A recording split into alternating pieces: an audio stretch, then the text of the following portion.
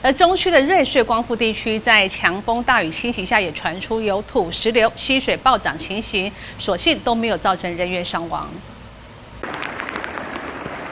康瑞台风强大的暴风圈笼罩，强风骤雨，花莲中区万荣、马远、红叶两村区域大排或部落山沟爆发土石泥流，部落住家是岌岌可危。与万荣乡马远村毗邻的瑞穗乡瑞祥温泉区山沟排水黄色泥流暴涨，直接喷灌到整个路面，阻断交通。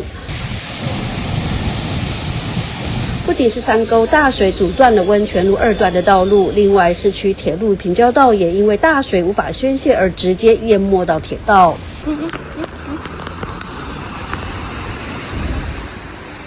从今天凌晨开始到今天上午，康瑞台风肆虐下，中区瑞穗、光复以及万荣南区社区部落多处爆发土石流灾害。虽然如此，但由于住户民众都已经预防性撤离，因此并未传出人员伤亡。台风期间也请民众非必要切勿外出，随时提高警觉，确保生命安全。